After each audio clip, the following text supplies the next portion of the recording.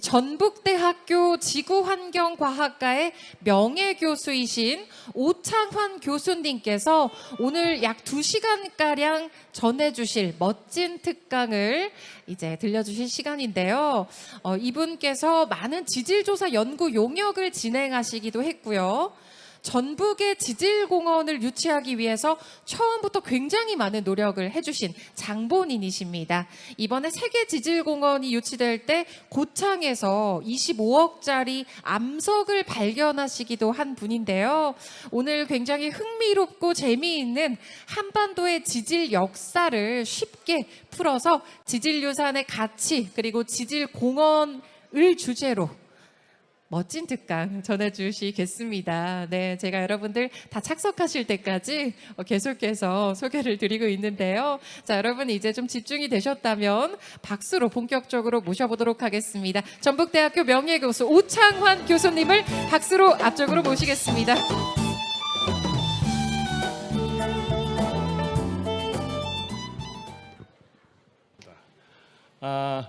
사실 제가 가장 어려운 게 쉽고 재밌게 얘기해 드리는 거예요.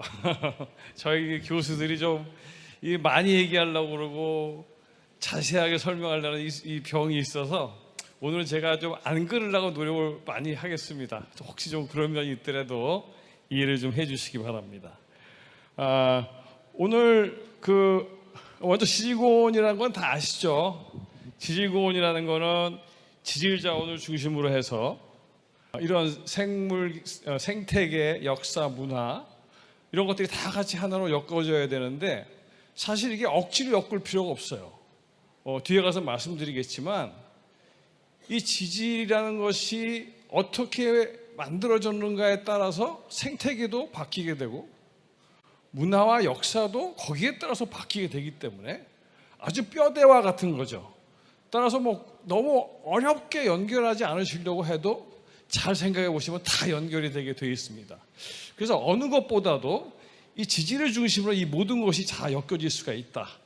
그런 면에서 이 지질공원은 이 자연 이해뿐만 아니라 자연과 인간 간의 관계 이해하는 데도 참 좋죠. 그러다 보니까 이런 것이 교육이나 관광 면으로도 굉장히 큰 효과를 가질 수가 있고 이제 이렇게 교육과 관광을 가지고 지역도 발전을 시켜야 되지 않습니까? 그러니까 우리는 보존만을 하는 게 아니라 이걸 잘 보존을 해서 지역 발전에도 도움이 되게 하자 하는 게 지질공원이죠. 그래서 이러한 목적으로 우리 지질공원을 하고 있다는 거 아마 다 아실 거예요. 그래서 오늘은 제가 조금 이렇게 새로운 방식으로 좀 말씀을 드리려고 하는데 우리나라의 산맥이 만들어진 거는 지리학적으로는 많이 얘기했죠. 근데 지질학적으로 우리나라 산맥이 어떻게 만들어졌느냐 들어보신 적 있는 분? 없죠. 그래서 오늘은 제가 이 우리나라의 산맥이 도대체 지질학적으로 어떻게 설명될 수 있는가? 근데 이 얘기를 하다 보면 좀 여러분들이 다 받아들이기 힘든 얘기도 있을 것이고 이때까지 들은 얘기랑 다른 것도 있을 것이고 그러실 거예요. 그래서 제가 이런 것을 해석하기 위해서 제가 이 40년 동안 연구에 왔는데 저도 다 맞지는 않지만 제가 얘기하는 것에 신빙성이 있다는 그 증빙으로 제가 몇 가지 말씀드리면 한반도가 20억 년 전부터 하나였을까요? 아니면 여러 개였을까요? 여러 조각이었을까요? 여러 조각이었죠. 여러 조각을 처음으로 인지하게 된 암석의 이름은 에클로자이트예요. 이따 말씀드릴 텐데 에클로자이트라는 걸 발견하면서 한반도는 원래 한 조각이 아니었구나 하는 확신을 갖게 됐어요. 그 에클로자이트를 누가 발견했겠습니까? 제가 했어요. 그리고 우리나라에는 2000년대 초반까지도 트라이아식 화강암이 없는 걸로 보고가 됐어요. 남한에서. 근데 트라이아식 화강암을 최초로 보고한 사람도 접니다. 그래서 그다음에 최근에는 일본에서 200년 동안 못 찾은 암석을 일본의 석탄기에 화산호 암석이 있을 거다 예상을 했는데 일본 사람도 200년 동안 못 찾았어요. 그걸 최근에 찾아준 사람도 접니다. 그냥 제가 이 얘기를 말씀드리는 거는 제가 하는 얘기가 아주 신빙성이 없는 얘기가 아니다. 이 얘기를 말씀드리려고 제가 하는 거예요. 그래서 이러한 것들은 제가 이제 이 해석들은 약간의 이제 그 학문적으로는 좀 오버하는 것들이 있어요. 근데 좀 재밌어야 되잖아요. 재밌으려면 약간의 오버를 하지 않을 수가 없기 때문에 제가 40년간 해왔던 이런 학문과 약간의 오바를 섞어서 얘기를 하게 됩니다. 여러분들은 지질공원 해석할 때 이렇습니다 라고 얘기하시면 돼요, 안 돼요? 그러면 그냥 막 또 쌈나요. 그러니까 이럴 수도 있습니다. 그 부분은 다 해결됩니다. 왜냐하면 다른 가능성도 있는, 부인하는 게 아니니까.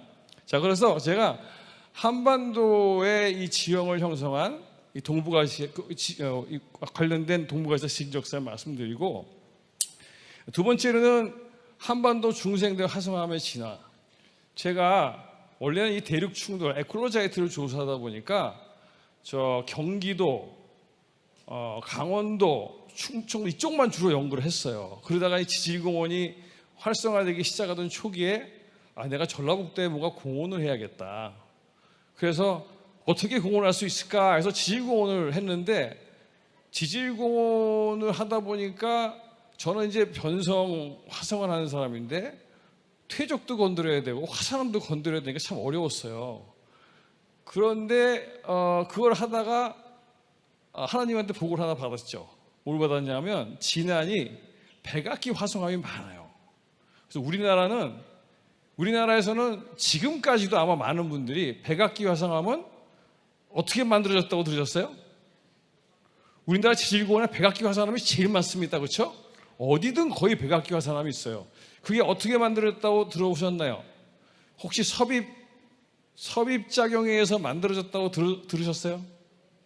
이렇게 그 해양지각이 대륙지각 밑으로 들어가면서 만들어졌다. 그거 들으셨는데 대부분이 그게 아니라는 사실. 제가 설명을 안 드렸으면 이제 제 말 안 믿으시는 거예요.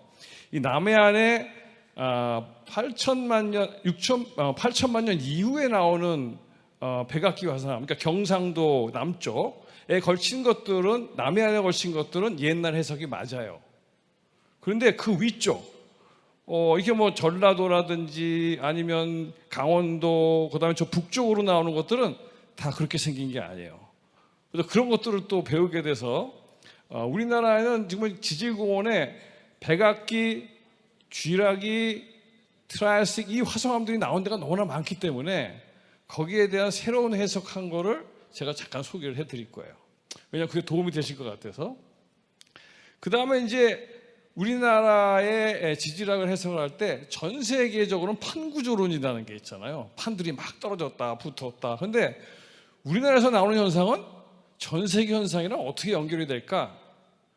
사실 그런 교육들을 잘 못 받아보셨어요. 한반도 얘기만 했지 전 세계적인 지구운동과 한반도 운동은 어떤 연관이 있을까?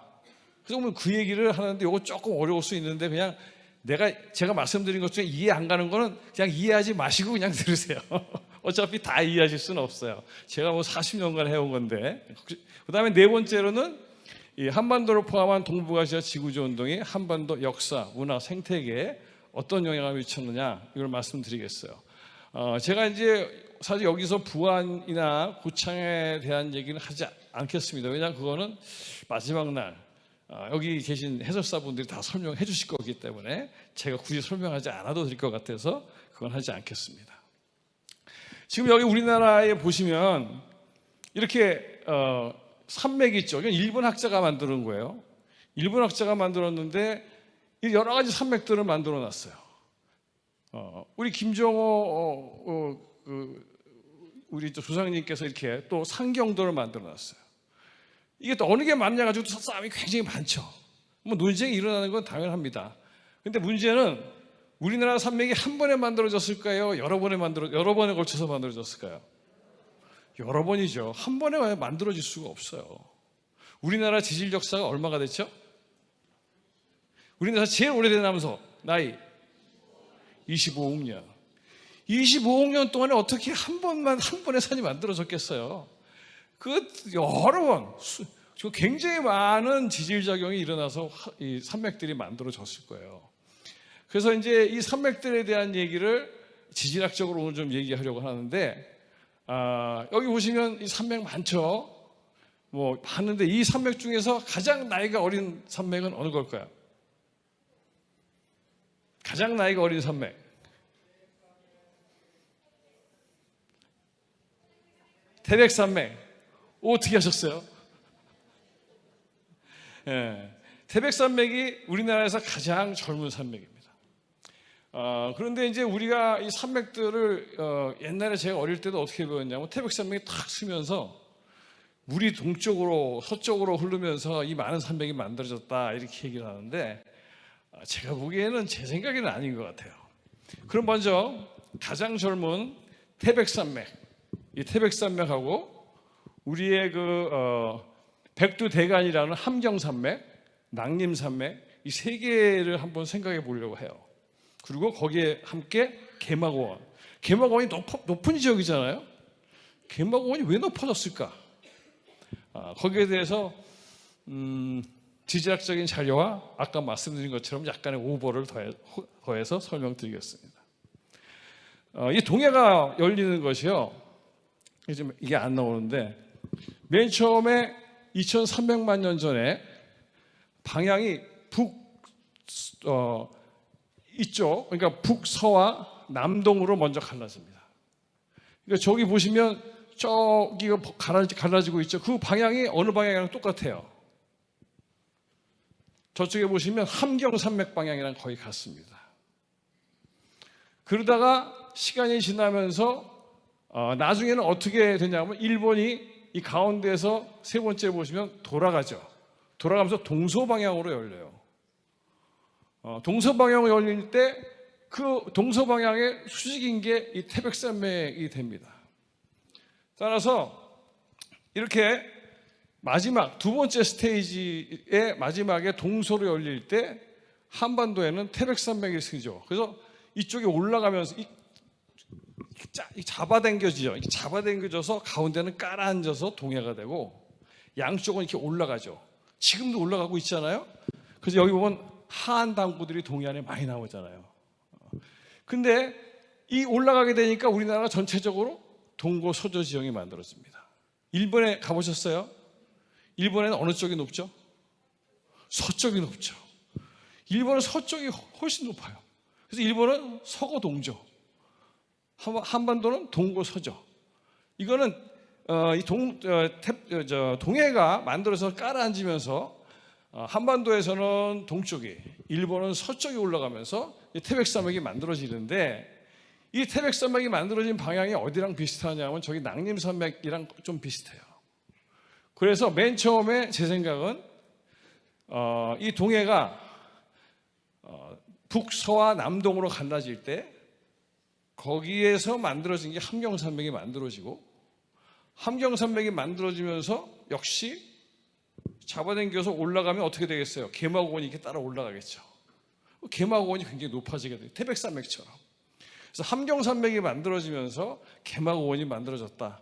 그래서 우리나라의 등뼈라고 하는 이러한 그 함경산맥, 낭림산맥, 태백산맥은 일본이 한반도로부터 갈라져 나갈 때 만들어진 단층작용에 의해서 만들어진 산맥이다. 이게 가장 젊은 산맥이죠. 그래서 이제 이렇게 저희가 이제 이 세 개의 산맥을 우리가 얘기할 수 있을 것 같고, 그래서 여기 보시면 이게 개막원인데, 개막원에 여기 이렇게 보면 이게 바로 저 위에 보면 함경산맥이랑 같아요. 그래서 개막원에 대해서도 얘기들이 많죠. 개막원 바로 여기 끝에 여기에 있는 게 뭡니까? 백두산이죠. 백두산은 세 번에 걸쳐서 크게 분출합니다. 처음에는 이 열국 분출이라고 해서 이게 하나의 구멍에서 터지는 게 아니라 길쭉한 선을 따라서 엄청난 마그마가 만들어져 가지고 이렇게 넓은 대지를 만들어요. 그게 첫 번째고, 두 번째는 이 중앙 분출로 제주도 같이 이 순상화산이 만들어지고, 마지막에 이게 뻥 터지는 중성지 산성이 만들어져 가지고 고개 살짝 이제 꼭대기에. 그래서 백두산이라고 하는 건 사실 그 위만이 아니 위라고만 생각하시는데 그 밑에 엄청 넓어요. 그때 용암들이 엄청나게 흘러나옵니다. 그래서 사람들은 어떤 사람은 개마고원이 용암이 엄청나게 흘러나와서 매우 두꺼워진 거야 이렇게 얘기하는 분도 있고, 근데 그렇게 얘기하려고 보니까 어떤 문제가 발생하냐면 이 백두산 쪽에 용암이 많은데 이쪽에 가보면 용암이 없어요. 편마암, 우리가 보는 기반암으로 되어 있어요. 그러니까 용암이 쌓여서 됐다고 얘기하려니 그건 아닌 것 같고, 그래서 이제 이게 백두산인데, 백두산에 여기서부터 지금 이게 잘 안 나와서 그런데 저 위까지 여기까지 보면 이렇게 돼 있어요. 점점 높아지다가 다시 중국 쪽으로 낮아지는. 그래서 백두산 여기 백두산 이렇게 있는데 원래 높았던 지역이고 이 두꺼운 용암층은 중국 쪽에 있는 거예요. 중국 쪽에는 용암이 이쪽이 이제 낮은 지역이니까 용암이 흐르면 중국 쪽으로 많이 흘러갔죠. 그래서 중국에는 굉장히 두꺼운 용암층이 있는데 한반도에 있는 이런 개마고원은 그 용암층은 얇게 덮여 있고 아까 말씀드린 것처럼 동해가 갈라지는 시기에 올라와서 만들어진 것이다라고 저는 이제 생각을 하는 것이죠. 그래서 이것이 이제 우리나라의 등뼈를 만든 우리나라 마지막의 산맥을 형성한 작용이지 않나 그렇게 생각을 합니다. 그 다음에 이제 이게 이제 제가 연구를 했던 결과인데 여기 지금 제가 가르칠 수가 없는데 여기 보시면은 우리나라에는 충돌대라고 그 중국에 지금 우리나라뿐만이 아니라 아시아가 언제 만들어졌을까요? 우리나라를 포함한 아시아가 만들어진 시기. 네, 네 맞습니다. 고생대 말에서 중생대예요. 아시아라는 대륙은 고생대 말까지 없었어요. 아시아 말에 엄청나게 많은 대륙들이 이따 한번 내가 보여드릴 텐데 충돌을 해서 만들어져서 중국도 만들어지고 한국도 만들어지고 이 아시아가 만들어지는데 그때 이제 한반도가 사실 지금 현재의 모양을 갖추게 됩니다. 그래서 이제 우리가 중국하고 연결을 할 때 이렇게 중국의 북쪽, 저기 보면 저기도 빨간색으로 되어 있죠. 중국의 북쪽하고 중국의 남쪽 이 두 개가 이렇게 부딪혀서 하나가 됩니다. 그 다음에 중국의 북쪽하고 남쪽만 부딪힌 게 아니라 이거 만주예요, 만주. 그때 만주도 또 역시 이게 부딪히죠. 이건 어디냐? 연해주. 그래서 연해주, 만주, 중국의 북쪽, 남쪽 다 다른 조각이었어요. 이것들이 이 고생대 말에서 트라이아 시기에 와서 같이 다 부딪히는 거죠. 부딪히면서 북중국과 남중국이 만들어지고 여기에 이제 여기 그림을 조금 더 올라가야 되는데 한국이 만들어지고 그 옆에 일본이 또 만들어지게 되죠. 그런데 이렇게 대륙이 충돌한 증거 이미 다 붙었잖아요. 다 붙었는데 이게 떨어져 있다가 붙었다는 걸 어떻게 알아내겠느냐? 그걸 알아내는 게 에콜로자이트라는 거예요. 그걸 알아내는 게 뒤에 잠깐 보고 와서 다시 오겠습니다.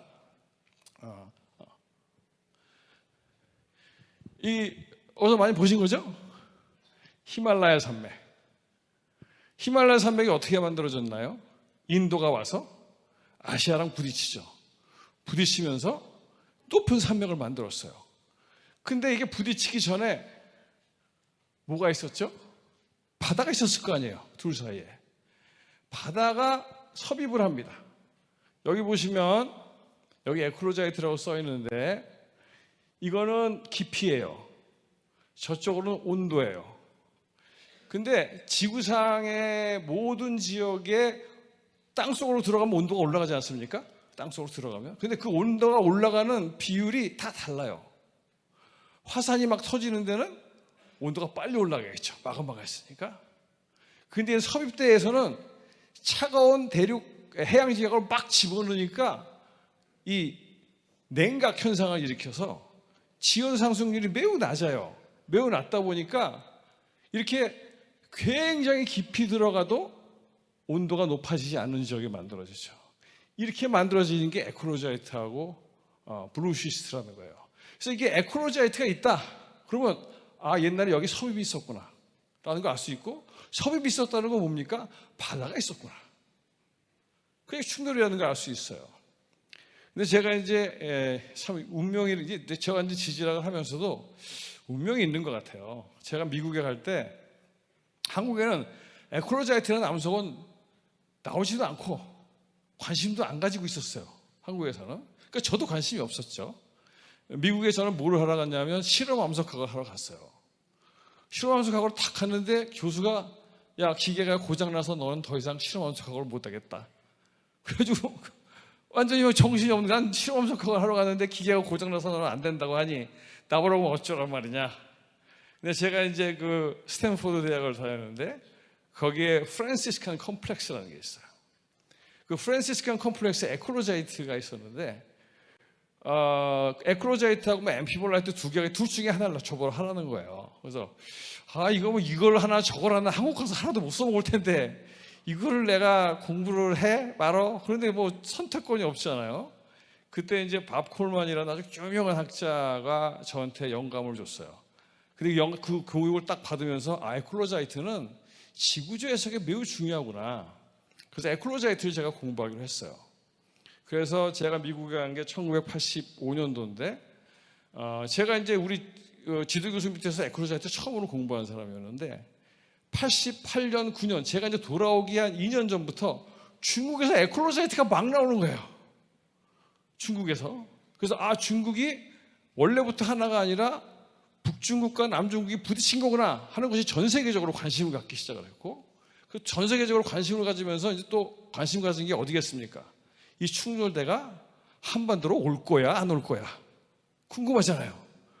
근데 그걸 찾으려면 에크로자이트나 해양지각이나 블루시스트를 찾아야 돼요. 한반도는 보호된 바가 없잖아요.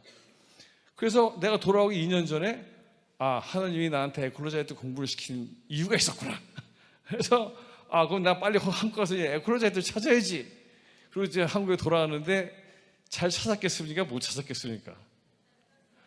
10년 동안 찾다가 못 찾았어요. 그래가지고 이제는 뭐 에크로자이트 나발이고 이제 끝났다. 이제 그럼 이제 포기를 했는데, 그때 이제 제가 아주 존경하는 그 전북대 김강호 교수님이라고 하셨어요. 김강호 교수님은 고지자기를 했어요. 고지자기의 태백산 쪽, 우리나라 태백산 분제 고지자기를 해봤더니 여기가 충돌한 자리라는, 두 개가 서로 다른 데서 와가지고 고지자기는 옛날의 위치를 보여주니까 다른 데서 충돌한 것 같다. 그래서 이분은 어디 샘플을 하고 싶었냐면 북한 샘플을 하고 싶었던 거예요.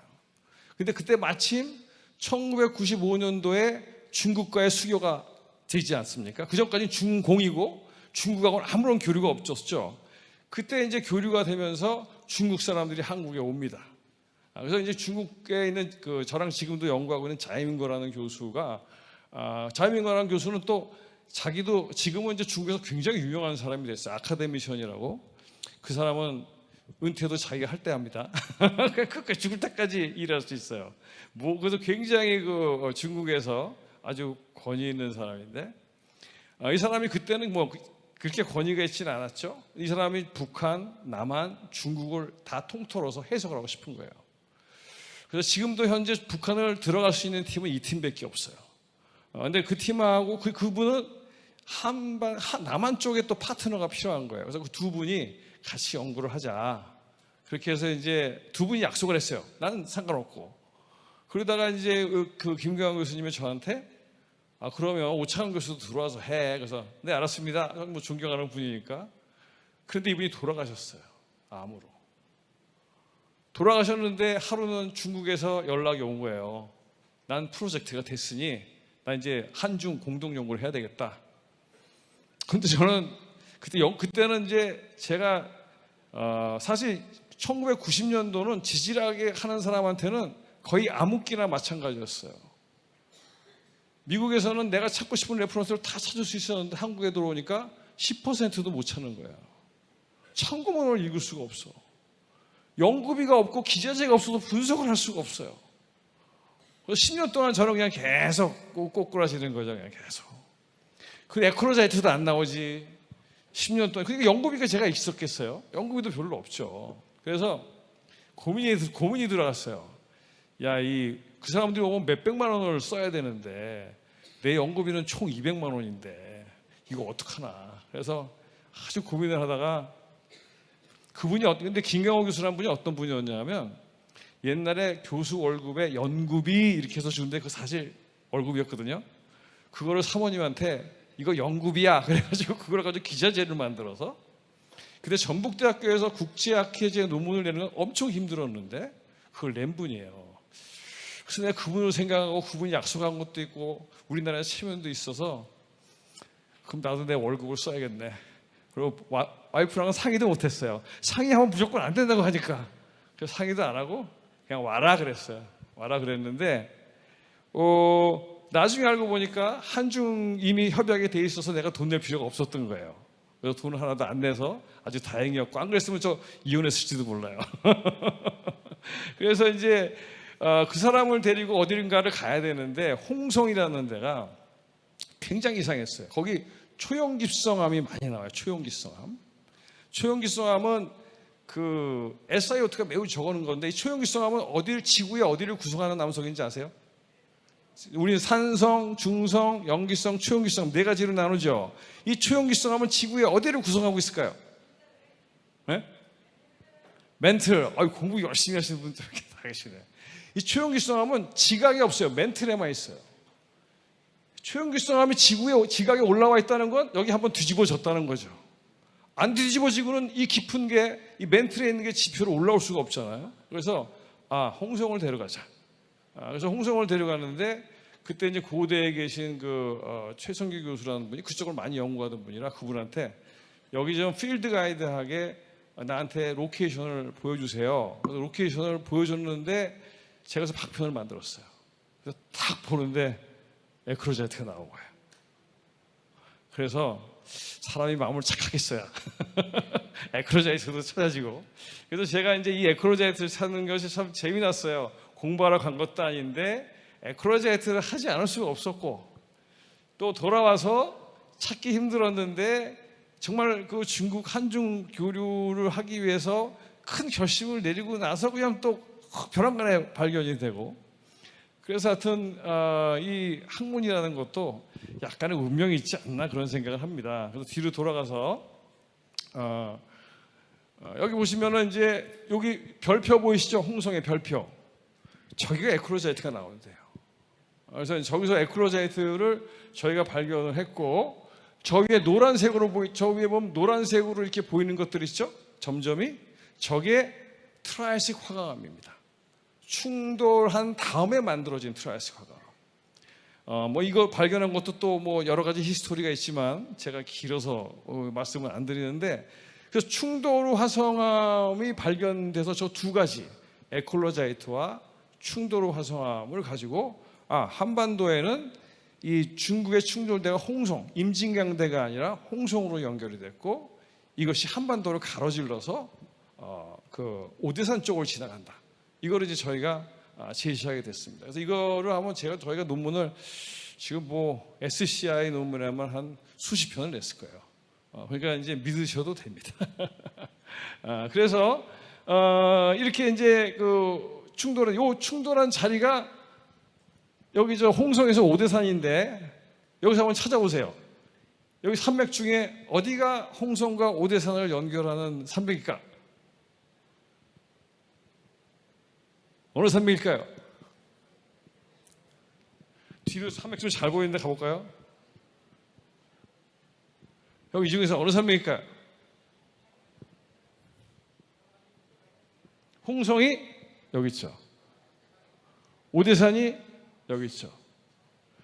아마도 촬영산맥이 한반도가 최종적으로 형성됐을 때 만들어진 산맥일 거다라고 저는 생각하는 거예요. 그래서 이 촬영산맥이라는 것은 한반도가 최종적으로 만들어진 그런 산맥이다. 저는 이제 그렇게 생각을 하고 있습니다. 그래서 이제 그렇게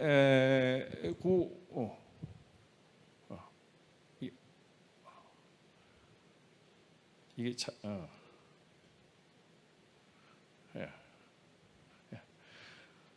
그때 이제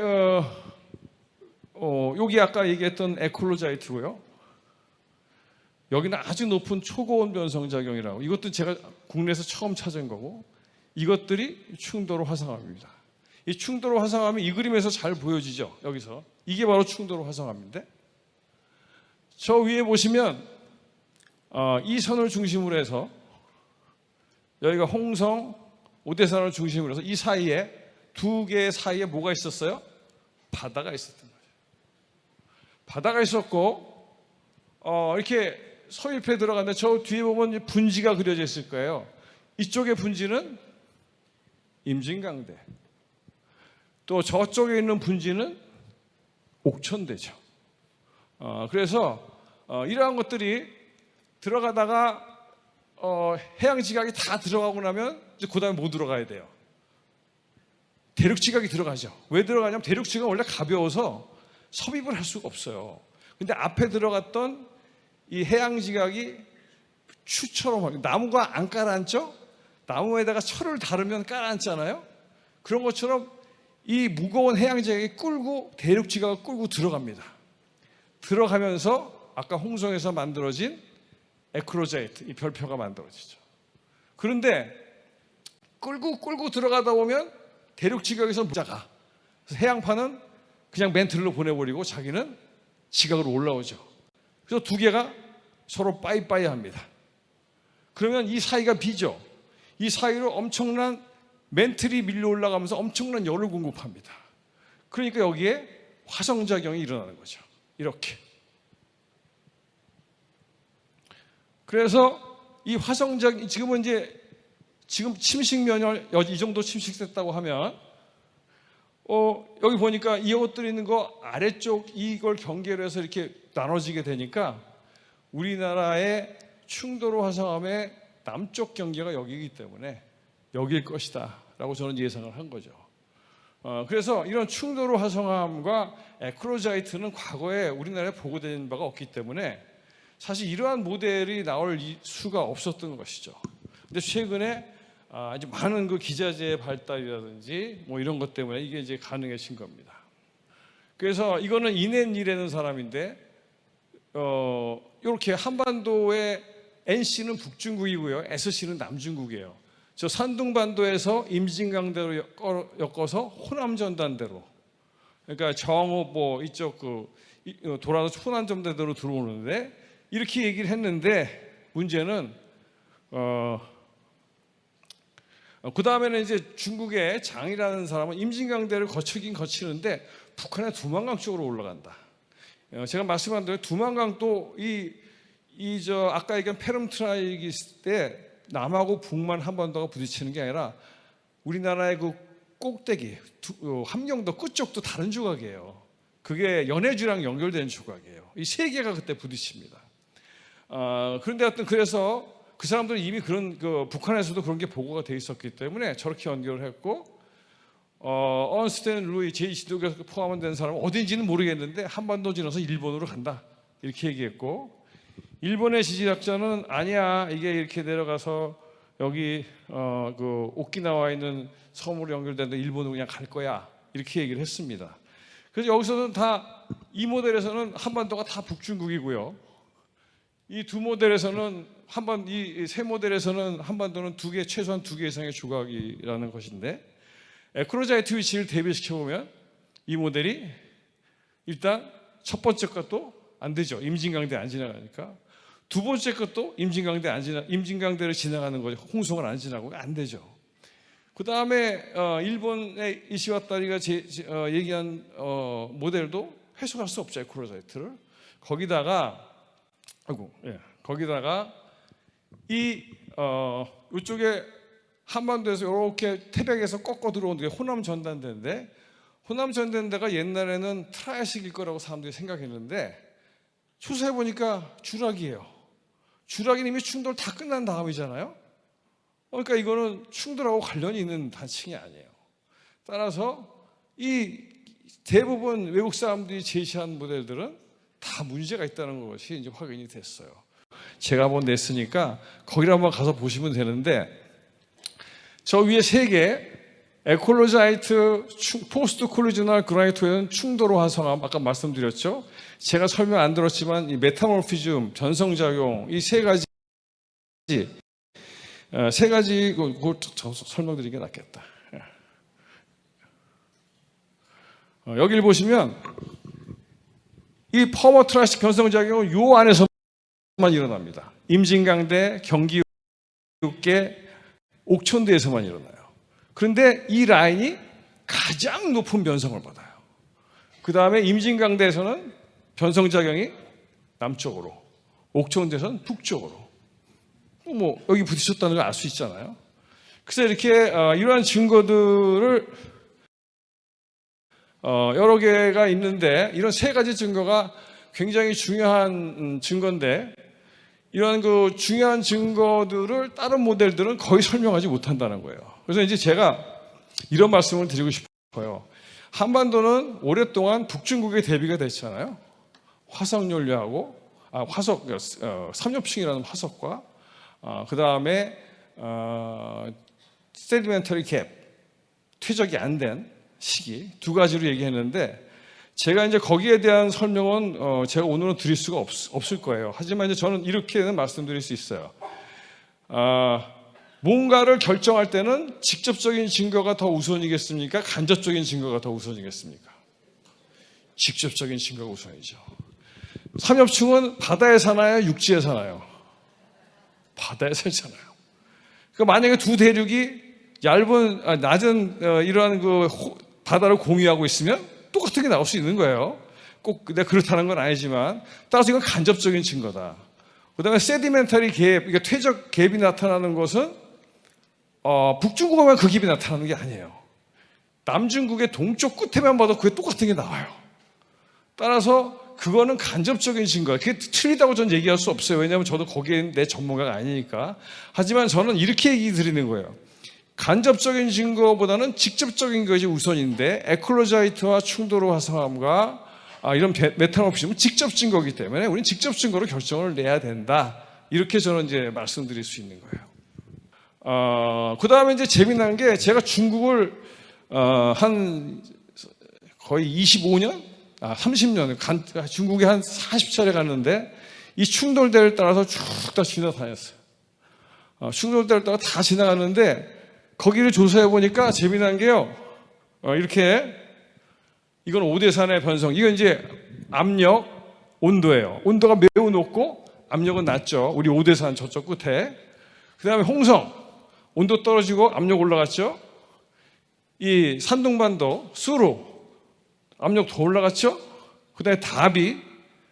그러고 나서는 그 다음부터는 다시 온도가, 압력이 떨어져요. 맨 마지막에만 이제 저쪽 온도가 올라가는데 굉장히 시스테매틱한 변화를 보인다. 이것은 하나의 연결된 충돌대가 아니면 설명할 수가 없다는 거죠. 오늘 제가 이제 여기는 시간이 없어서 그냥 넘어가겠습니다. 근데 이런 현상도 보이고요.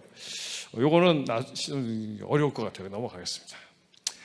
그 다음에 저희가 또 하나 발견한 게 뭐냐면, 우리나라에는 신원생대 암석이 남한에 별로 없다고 그랬어요. 근데 맨 처음 옥천대에서 이광식 박사가 옥천대에서 1980 몇 년도에 한번 찾죠. 그 위에는 보고가 잘 안 되는데, 알고 보니까 우리나라에 신원생대 암석이 엄청 많은 거예요. 엄청 많은데, 요 편은 제가 시간이 없어서 좀 설명 안 드리겠는데, 저기 그 붉은색으로 이렇게 표시된 게 있잖아요.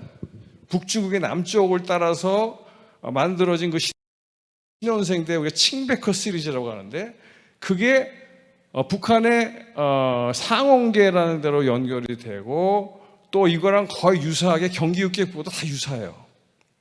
여기는 근데 이 홍성 쪽에, 홍성이나 당진에 가보면 요 파란색, 남중국의 북쪽 경계랑 굉장히 비슷한 게 나는데, 뭐가 차이가 나냐 하면, 요 뒤지 좀 가자. 뭐가 차이가 나냐 하면, 이렇게 많이 가면 안 되는데.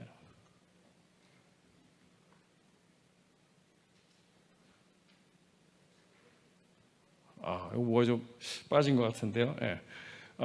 여기 보면 이 경기 육계 북부는 이 파란색은 이 땅이 갈라지면서 만들어진 화성암이에요.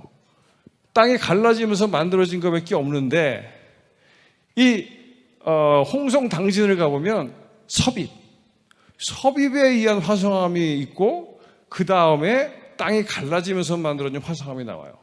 근데 그게 중국이랑 똑같아요. 중국에도 북쪽을 보면 이 빨간 게 없잖아요.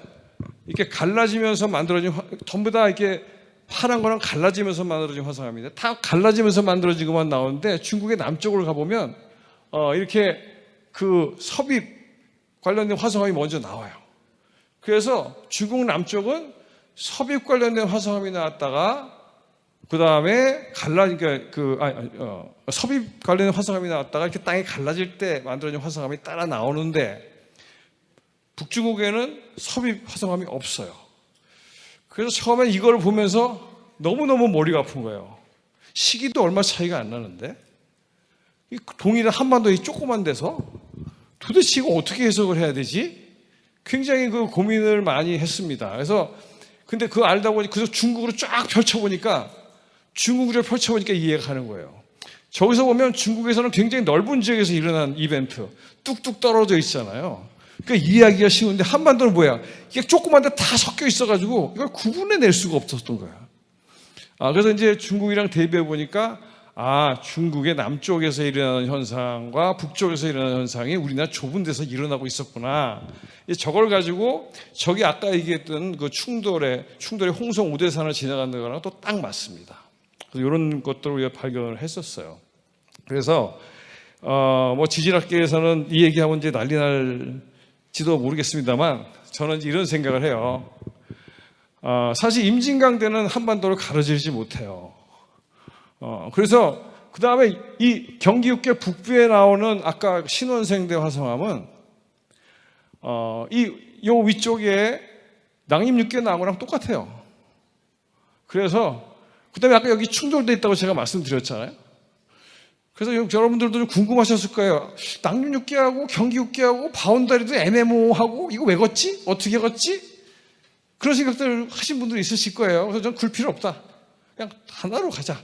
그 다음에 그래서 이렇게 저렇게 나누면 좋겠고 조금 있다가 말씀드린 것은 요쪽에 붉은색으로 나오는 게 저게 마천령 산맥이 있는데요. 마천령 산맥을 중심으로 해서 관모육계라는 이런 거는 이미 이제 우리나라 지질학계에서도 인정을 하고 있는 그러한 모습입니다. 그래서 이제 아까 마천령 산맥이 바로 이겁니다. 이 중국하고 우리나라 북한하고 이게 충돌을 해서 만들어진 거예요. 언제? 19억 5천에서 19억 년 사이. 그래서 여기 보시면 이게 쭉 따라 들어오는 데가 어디냐면 저희가 마천령 산맥이에요. 그래서 마천령 산맥은 과거에 중국의 동부와 한반도가 부딪히면서 만들어진 산맥이다. 그래서 저기 나오는 광상이 똑같아요. 광상이 똑같아. 만들어진 게 똑같고, 그 다음에 이제 여기가 이제 랴오닝인데, 요동의 북쪽에 가면 안산이라고 엄청난 철광이 있어요. 시생대. 그거 가지고 고구려가 엄청 힘이 셌을 수 있는데, 그거랑 똑같은 강산이 어디 오냐면 이쪽으로 돌아서 무산에 나옵니다. 그래서 중국을 보면 북한에 안 들어가 봐도 대충 알 수가 있어요. 다 연결이 되니까. 그래서 이렇게 해서 이제 마천령 산맥이 만들어집니다. 그 다음에 이제 제가 지질공원 하다가 정말 크게 하나 건진 게 여기가 이제 무주죠. 무주가 뭐 백악기다, 주락이다, 뭐 이런 얘기도 많았지만 저희가 조사해 보니까 20억 년에 안데스 산맥, 화산이 막 안데스랑 똑같은 거예요. 근데 그러한 것들이 어디서도 보고됐냐면 저기 영남육계 소백산이라고 하는 데서 보고가 됐죠. 그것이 쭉 연결돼서 이 밑에까지. 그래가지고 사실은 이 20억에서 19억, 18억 사이에 만들어진 아크가 이 영남육계 북쪽에 쭉 나온다는 걸 확인해요. 그래서 그게 바로 뭐냐? 그게 소백산맥이에요. 소백산맥이 그걸 따라 내려옵니다. 근데 이 소백산맥은 나중에 뭐랑 좀 오버랩되냐면 이 충돌을 하면서 옥천대가 약간 올라오잖아요. 그래서 이때 안데스 산맥 때 만들어진 산맥과 이 충돌 시기에 약간 높아진 옥천대가 합쳐져서 이게 이제 우리가 소백산맥이라고 이제 부르게 되는 거고, 여기에 보면은 요 산청 하동에는 남북 방향에 이러한 그 아누소사이트나 여긴 충돌이 일어나요. 그래서 지리산은 호남과 영남이 충돌을 한 지역이다. 그래서 그 모양을 이렇게 그려볼 수 있어요. 이렇게 호남과 영남 주변에는 다 섭입대가 있었고, 이렇게 18억 5천에 충돌을 하게 되니까 위쪽에는 계속 섭입대가 유지가 되고 여긴 충돌이 된 것이죠. 그래서 과거에 이 지리산은 호남과 영남의 충돌에 의해서, 소백산은 과거에 20억 년에서 18억 년까지 계속된 안데스 형태의 어떠한 그 섭입과 그 페룸트라이얼 시기 때 옥천대가 부딪히면서 솟아 올라오는 게 합쳐져서 뭐 이렇게 볼 수 있어요. 그러니까 이거는 제가 제안하는 겁니다. 제가 결정내는 게 아니에요. 지질학적으로 볼 때는 이렇게 해석할 수가 있다. 그래서 여러분들이 이제 앞으로 어떻게 이런 것들을 이 지질학계가 이제 해석을 해 나가는가, 지리학계와 함께 좀 관심 있게 보시면 될 것 같습니다. 지금 저희가 산맥이 만들어진 거 두 가지 이유를 보셨죠. 하나는 부딪혀서 만들어지고 하나는 갈라지면서 정단층에서 만들어지잖아요. 그래서 이번에는 세 번째 산맥이 만들어지는 이유를 아마 설명을 곧 할 거예요. 세 번째로 만들어지는 산맥이 만들어지는 거는 학회에서 발표하면 뭐 난리가 날 거야. 내가 두드러 맞을지도 몰라요. 그렇지만 오늘은 뭔가 우리 자유롭게 상상하는 날이니까 상상을 하여튼 최대한 할 수 있도록 해보겠습니다. 시간이 계신 분들은 이미 자리 잡으셨으니까 시작하겠습니다. 그래서 우리가 지금 마천령 산맥하고 지리산맥하고 소백산 산맥은 언제 만들어졌다고요? 마천령, 소백산, 지리산은 고원생 때 만들어진 거죠. 고원생대 때. 그 다음에 이 촬영산맥은 언제 만들어졌다고요? 페름트라이스기에 만들어졌죠. 그죠? 그 다음에 아마도 함경산맥이나 낭림 이런 그 태백산맥은 신생대에 만들어진 거죠. 이게 여러 시기에 만들어진 암석들이 지금 서로 얽혀 있는 거예요. 얽혀 있다 보니까 굉장히 해석이 힘들 수밖에 없는 거죠. 그 다음에 이번에 이게 세 번째 산맥이 만들어지는 원인이라고 저는 생각하는데, 제가 진안을 공부했잖아요. 여기 진안 분지. 진안을 공부하면 여기서는 단층들이 많이 가죠. 이렇게 호남 전단대로 단층이 많아요. 저 위쪽에 보면 단층과 단층 사이에 압축력이 가해질 수도 있고 인장력이 가해질 수도 있는데, 백악기 때 8천만 년에서 9천만 년 전 사이에는 이 단층들이 어떻게 움직였냐면 이렇게 움직였어요. 반대편이 왼쪽으로, 그죠? 이렇게 검은색. 이걸 좌수양이라고 해요. 좌수양이 될 때에 이 진안 분지는 그 가운데 잡아당기는 힘이 만들어지면서 폭 가라앉으면서 퇴적물이 다 퇴적이 됩니다. 그래서 여과물이 만들어지죠. 근데 지금 여과물 어디 있어요? 산꼭대기에 있잖아요, 그죠? 아니, 물속에서 만들어지기 왜 산꼭대기에서 올라앉아 있어야 되느냐? 설명해야 되잖아요. 근데 이게 언젠지가 지질학적으로 연구가 잘 안 됐어요. 내가 지질공원을 하면서 굉장히 재밌게 들은 게 뭐냐면, 이 생태계가 산맥 만들어진 거하고 연관이 되네. 여러분도 쉬리 아세요? 쉬리? 쉬리는 우리나라 말고 딴 데 살까요? 안 살까요? 쉬리는 한국에만 삽니다. 그래서 쉬리 영화 나왔잖아요. 쉬리는 한국에만 사는데, 이 쉬리가 나오는 게 여기 보면은 이 진안에서 쭉 따라서 내려오는 이게 바로 어느 줄기랑 또 노룡산맥 줄기랑 같아요. 근데 여기를 중심으로 해서 이쪽의 시리와 이쪽 금강의 시리와 섬진강의 시리가 진화가 달라져요. 언제부터? 3,800년 전부터. 3,800만 년 전. 3,800만 년 전에 왜 금강과 섬진강의 쉬리가 다르게 진화했을까? 그건 산이 있어야 되죠. 서로 건너갈 수 없는. 지리적인 배리어, 장애가 있어야지만 서로 독립적으로 하잖아요. 그래서 이 진화 분지가 솟아 올라오는 게 아마도 3,800만 년 전쯤일 거다라고 저 생각할 수 있게 된 거예요. 그래서 이게 그 신생대에 올라왔구나. 근데 재미난 게 또 뭐가 있냐면 이 히말라야 산맥이 언제 만들어졌는지 아세요? 그러니까 한반도에 일어나는 일은 지금 계속 보셨지만 한반도만 일어나는 일 아니죠. 전 세계적으로 그 다음에 아시아 전체적으로 일어나는 게 한반도에 힘이 오는 거예요. 그래서 이 히말라야가 언제 만들어지냐면 5천만 년 전에서부터 2,500만 년 전 사이에 만들어집니다. 그러니까 딱 그 사이예요. 3,800만 년 전은. 그래서 이 힘이 북쪽으로 가지 않고 동쪽으로 이렇게 오고 있다는 해석들을 했어요. 걔네들이 이게 동쪽으로 이렇게 밀면 이 단층이 어떻게 움직일 것 같습니까? 빨간색처럼 움직이겠죠. 그죠? 히말라야가 이렇게 충돌해서 동쪽으로 힘을 이렇게 주어서 한반도에 오면 그 힘이 이렇게 올 것이고 얘는 이 단층을 어떻게 움직입니까? 이쪽 면을 위로 올려버리겠죠. 그렇죠? 그래서 빨간 것처럼 우수양, 반대가 돼요. 반대가 되면 어떻게 될까요? 잡아당기던 데가 압축력이 가해지면서 튀어 올라오게 되겠죠.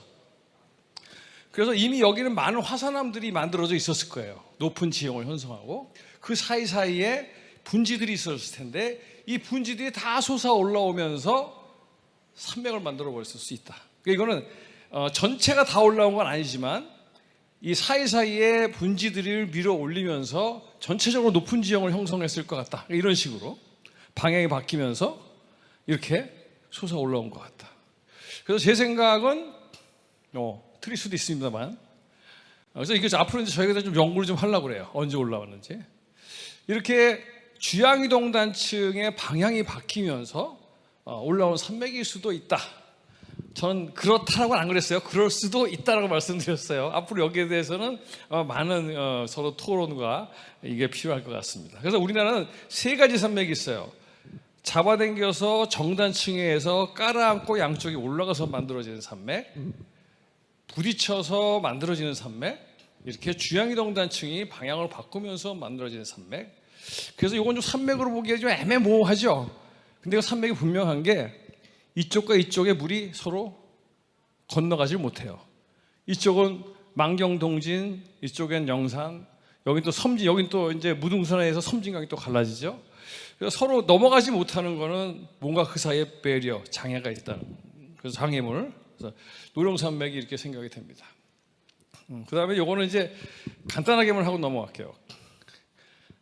지금부터는 이제 중생대 화강을 말씀드리는데 여러분들이 한반도에서 페름트라이스계 충돌을 했다는데 영남 육계 옥천대 가보시면 섭입 화성암이 나와요. 페름트라이스기. 도대체 어떻게 설명해야 돼? 그때 충돌했다며.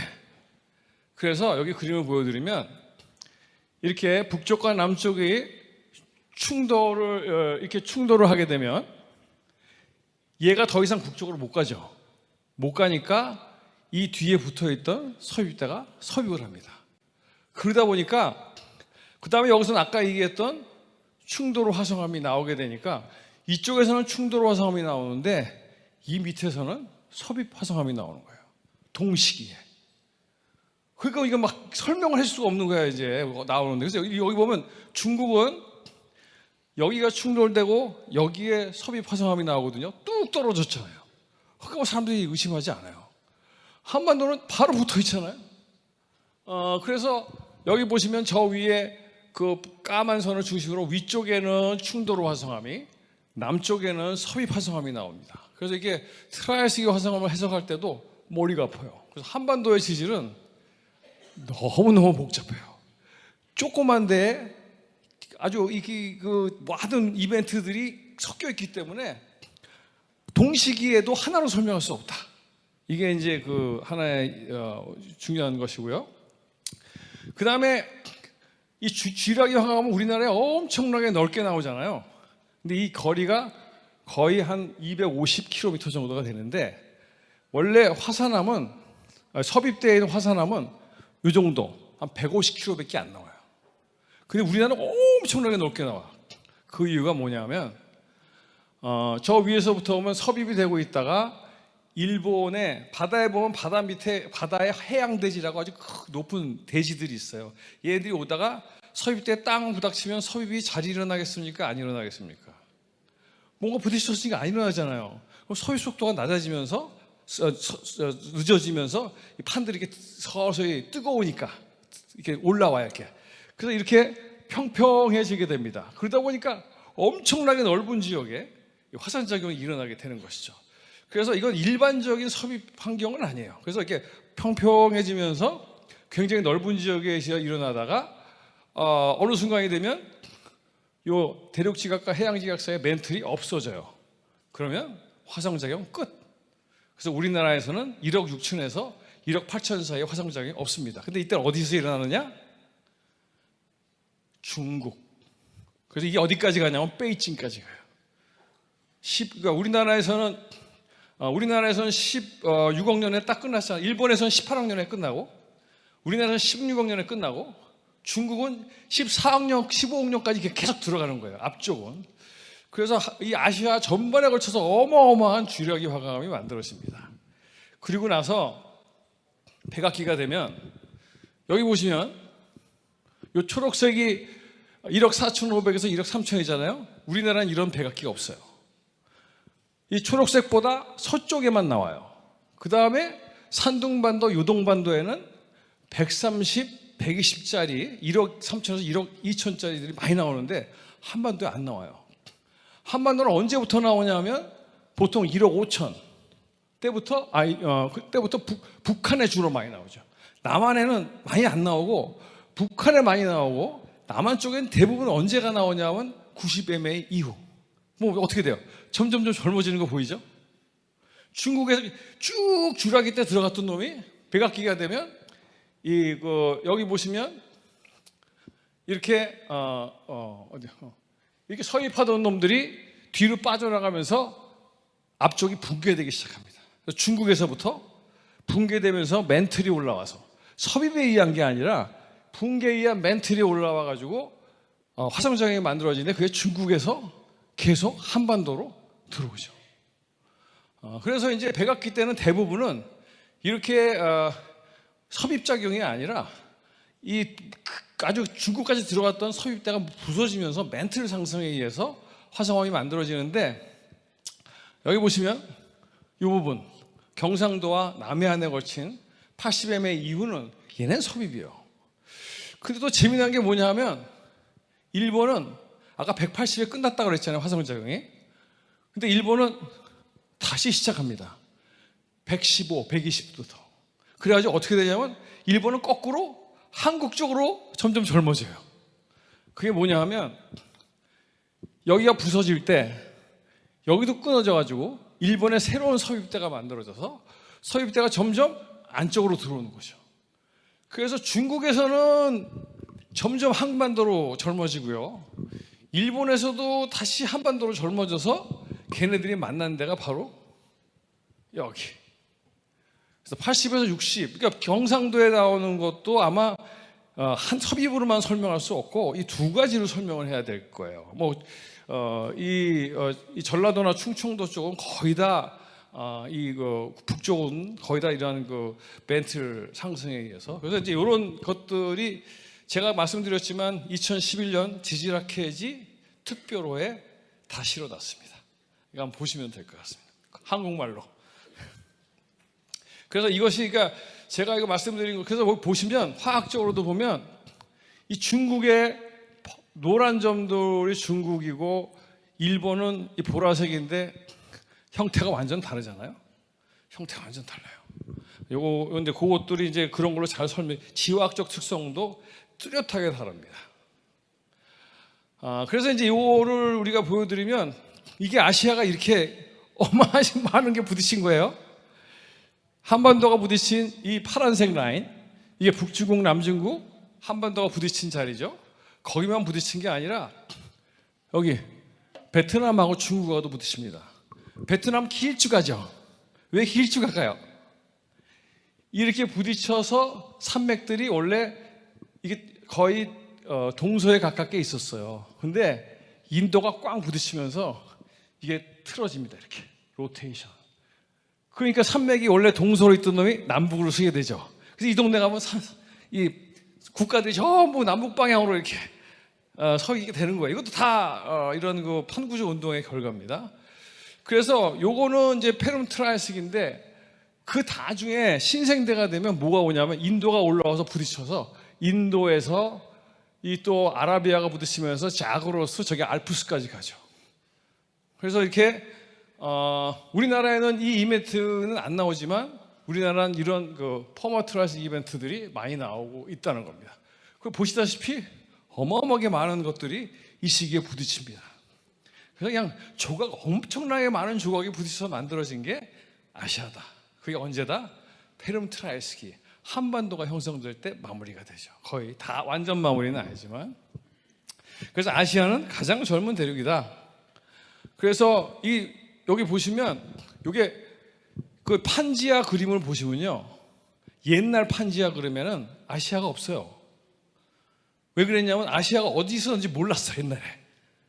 그래서 그림을 못 그려놨다가 요즘에는 나옵니다. 그러니까 이게 판지아라는 게 만들어지는 게 4억 년대부터 시작을 해서 칼레도니안에서부터 페름트라이스까지 가는데 유럽이나 이쪽은 다 칼레도니안, 팔레오조이크에 끝나는데 아시아 쪽으로 오면 이게 다 페름트라이스에 끝나거든요. 그래서 여기서 보시면 이 남쪽에서 얘네들이 다 떨어져 나옵니다. 북중국, 남중국이 떨어져 나와서 위로 올라가요.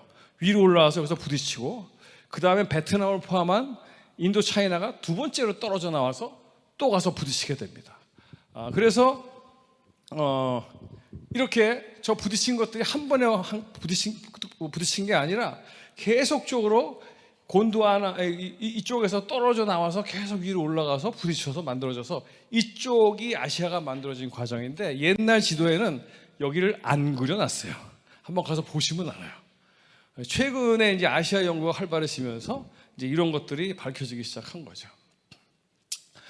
이건 이제 인도가 떨어져서 쭉 올라오고 저 아프리카도 올라가면서 인도가 부딪히고 아라비아가 부딪히고 이것들이 이제 나중에 신생대에 알프스, 자그로스, 히말라야를 형성하는 그러한 이제 이벤트들이 되는 거죠. 이때 이제 우리나라에는 강한 동쪽으로 힘이 미치면서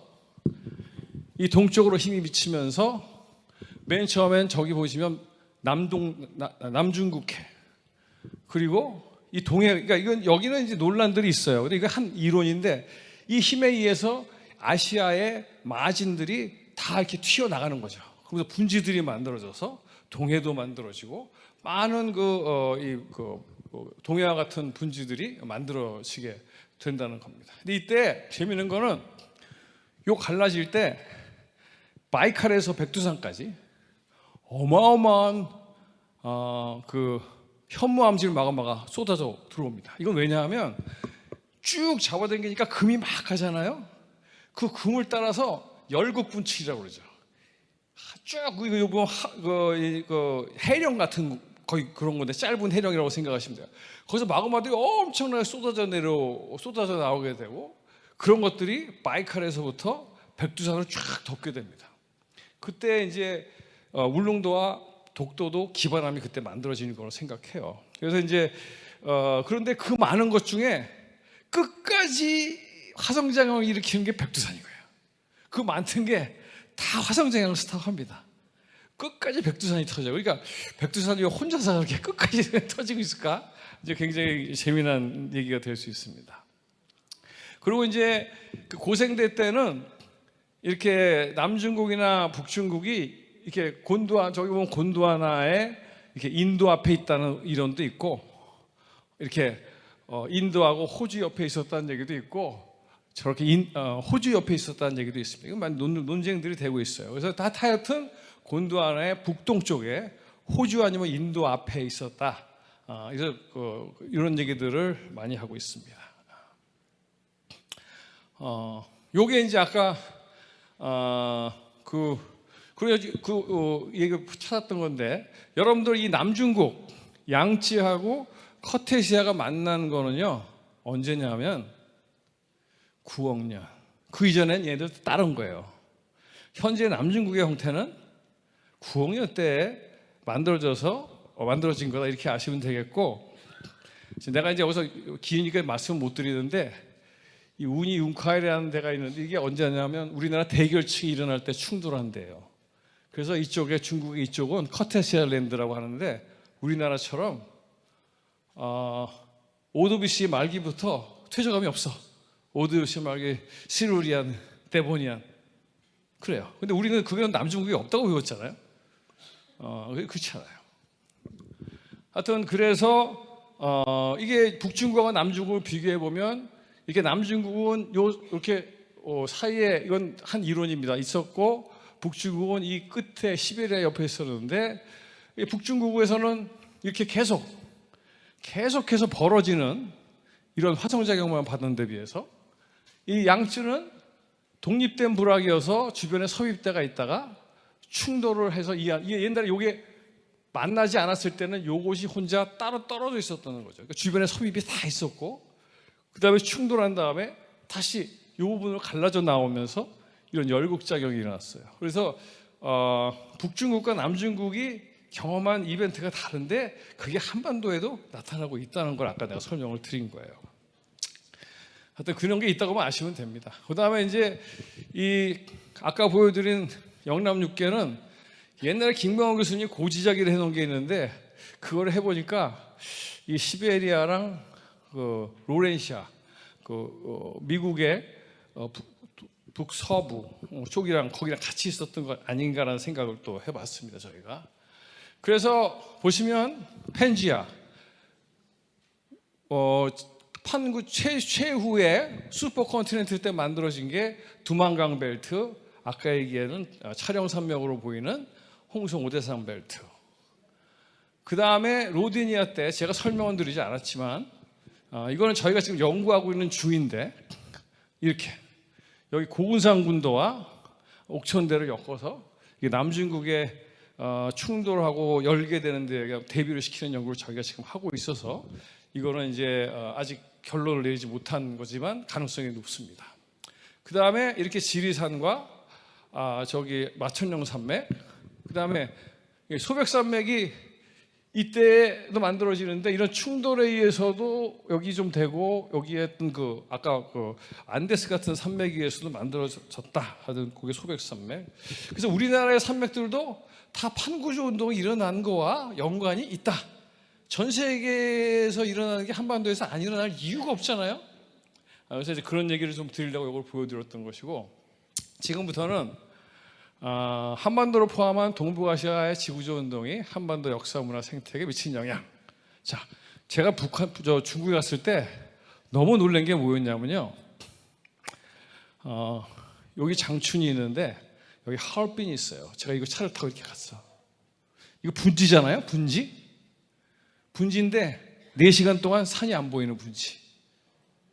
거기 가면 우리가 얼마나 넓은 테리토리, 이 대륙을 잊어버렸는지 아주 실감합니다. 근데 여기 보시면 이 분지가 지금 뭐라고 그러냐면 중국에서 총랴오 분지라고 해요. 송랴오 분지. 여기 석유가 너무너무 많이 나와가지고 중국이 아주 잘 살게 됐는데, 만약에 일본이 만주를 점령했을 때 이 유전을 찾았으면 2차 세계대전의 방향이 바뀌었을 거다 할 정도로 어마어마한 석유예요. 근데 여기가 바로 옛날 이름이 뭐냐? 부여분지예요. 그러니까 우리 북쪽에 가면 살기 힘들 거라고 생각하잖아요. 여기는 이제 넓고 평야가 무지하게 넓고 뭐 곡식도 많이 키울 수 있잖아요. 그러니까 이러한 이게 백악기 때, 아까 제가 백악기 때 쭉 이렇게 그 인장력이 가해지면서 이렇게 멘틀이 올라왔다고 그랬잖아요. 그때 만들어진 분지예요. 그래서 백악기에 만들어진 분지가 부여라는 나라가 이 만주 쪽에서 일어날 수 있게 해준 것 같다. 그 다음에 천리장성 많이 들어보셨죠? 아까 제가 산둥반도에서 요동으로 해서 이게 길림으로 들어온다고 하는데 여기 딱 보시면 이 끝이야. 이게 바로 고구려의 마지막 천리장성이 서 있던 데잖아요. 자연적인 천리장성이 서 있었기 때문에 성을 몇 개만 만들면 뚫고 들어올 수가 없는 거죠. 길을 다 막아버리니까. 따라서 고구려가 이렇게 강력한 이 디펜스 라인을 만들 수 있었던 것은 바로 이 충돌대였던 것 같다. 이제 그 얘기를 드리고, 그 다음에 이제 가야라는 데서는 백악기 때 만들어진 철광산이 나오잖아요. 그러니까 가야가 철의 나라가 된 거 아니겠어요? 안 그러면 나올 수가 없잖아요. 그 다음에 백두산에 가보면 이게 이제 산성 화산암, 완전히 유리질만 된 거. 이게 이제 흑요석이죠. 보기만 해도 화살촉으로 잘 만들게 생겼죠, 그렇죠? 이게 고조선이 강력한 군사력을 가질 수 있게 해준 것이라고 해석하는 분도 있어요. 그러니까 이렇게 이런 지질학이라는 것은 결국은 이러한 역사와 문화와 연관이 안 될 수가 없는 거예요. 그리고 여기 보시면 아까 말씀드린 쉬리는 항공부에 사는데 이 빙하기가 지나서 바닷물이 딱 차 올라오니까 물고기들이 들어올 수 있는 건 북쪽에서밖에 들어올 길이 없죠. 북쪽에 큰 산이 있으니까 결국은 한반도 안에만 사는 쉬리라는 고기가 나올 수밖에 없는 거예요. 바다를 헤엄치지 못하니까 민물고기로서 이쁘게 생겼는데, 저거는 이제 좀 급류에 사는데 걔네들이 여기 백두대간을 중심으로 해서, 이거 아마 충돌대 위치인 것 같은데, 이걸 중심으로 해서 이렇게 세 지역으로 나뉘어집니다. 그러니까 이게 생태계 자체도 이 산맥이 어떻게 만들어졌나에 의해서 결정이 된 거죠. 그거에 따라서 생태계의 진화와 방향이 바뀌게 되는 겁니다. 그래서 제가 이제 맨 처음 제가 지질공원으로 가장 공을 들였던 마이산 쪽에 대해서 좀 말씀을 드려보면, 이 마이산에 여감이 많잖아요. 여감이 많고, 그러니까 이 굉장히 특이해요. 그런데 그 큰 역들이 많으니까 이제 여기 설명하시는 분은 전국에서 가져왔다고 하는데 제가 보기엔 전국에서 가져온 게 아니라 여기 많잖아요. 그러니까 저런 돌을 쌀 수 있는 재료가 엄청 많았을 것이다. 저는 개인적으로 그렇게 생각해요. 그래서 이런 우리나라에서 보기 힘든 저런 탑이 없잖아요. 마이산에만 유일한 저런 그 탑 문화가 만들어졌을 것이다. 그 다음에 여기 타폰이라는 게 있어요. 타포니가 있고, 여기에 보면 이성계 장군이 금척을 받는 게 있어요. 이성계 장군이 그 외적을 몰루 치고 탁 가다가 마이산에 딱 왔는데 잠을 딱 잤더니 그냥 꿈에서 산신령이 자기한테 금척을 준 거랑 똑같은 지역이다 이렇게 하는 거예요. 근데 이 사람은 여기를 왜 선택했을까? 제 개인적인 생각은 산이 희한하잖아요. 매우 희한하니까 힘이 있어 보이고, 여기서 뭔가를 받았다 그러면 내가 왕으로서 권위를 인정받을 수도 있을 것 같다. 그 선택이 된 거 아닌가 생각을 해요. 그래서 이런 여기에 이렇게 운수사도 여기 뭐 이렇게 돌배나무도 심어놓고, 그리고 이성계 장군이 갑니다. 그래서 이성계 장군의 첫 번째 아들이 이름이 진안대군이에요. 진안이잖아요. 그리고 세 번째 왕까지 여기 와서 제사를 지냅니다. 그다음에 타포니가 이렇게 이 역들 사이가 점점 약해지면서 매우 오랜 시간이 걸리겠지만 이게 떨어져 나와가지고 커다란 구멍이 만들어지다 보니까 여기다가 이렇게 정자도 져놓고 이렇게 암자도 져놨어요. 사실은 그 지역의 암석에 따라서 이렇게 어떤 문화가 굉장히 바뀌는 것을 잘 보여주고 있잖아요. 그 다음엔 여기로 와보시면 여기 굉장히 재밌는 게, 아까 소백산맥 있고 이쪽이 지리산이 있고 이쪽이 노령산맥, 여기가 대둔산인데 여기가 무주 진안에서 무지 높은 데예요. 그래서 백두산은 저 위에, 한라산은 저 밑에, 금강산하고 태백산은 다 동쪽에, 그러면 지리산이 5번째, 무주가 6번째. 여기가 굉장히 높은 데예요. 어떻게 이렇게 높은 데가 생겨났을까? 여러 번의 대륙 충돌과 이런 거에 의해서 높아진 것으로 저는 생각을 해요.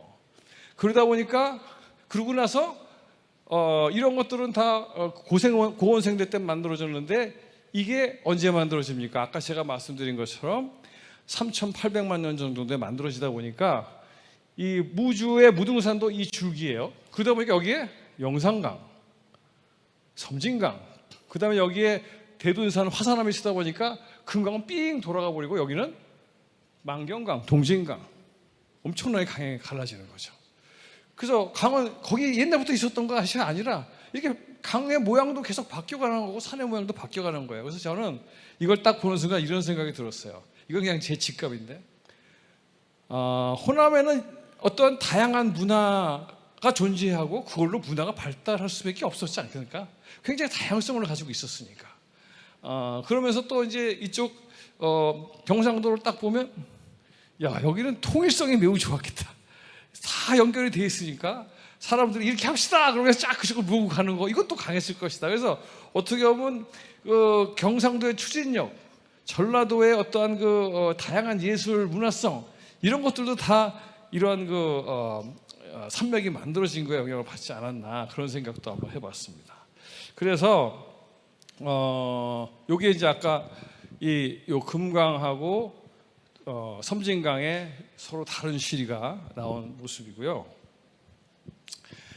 그래서 이제 저는 이제 이게 산맥이 거기에 여기 산이 있어요, 여기 암석이 있어요가 아니라 이게 왜 만들어졌을까? 왜를 우리가 좀 생각해 봐야 될 거예요. 그러면서 그 왜라는 걸 사람들한테 얘기해 주면 아무래도 사람들이 관심 있고 재밌어하지 않을까, 그런 생각이 들고, 이런 것들을 암석으로만 볼 게 아니라 이런 것들이 내 주변의 문화나 역사나 생태계를 다 영향을 주는데, 그런 것도 한번 찾아보시면 재밌을 것 같아요. 그걸 찾아서 연결을 하면 제가 처음 시작할 때처럼 지질하게 억지로 이렇게 문화, 역사, 생태를 연결하는 게 아니라 자연스럽게 연결이 되고, 자연스럽게 연결이 된 거는 사람들이 굉장히 재밌게 들을 수 있게 될 것이고, 그런 걸로 지역에 굉장히 큰 컨트리뷰션도 하게 될 것이다. 그래서 그런 것들을 좀 찾아보시는 것도 굉장히 재미난 일일 것 같다 말씀을 드리면서 제가 여기서 마치도록 하겠습니다. 혹시 질문이 있으세요? 질문은 개인적으로만 하는 거죠, 그죠? 예, 그럼 여기서 마치도록 하겠습니다. 예, 감사합니다.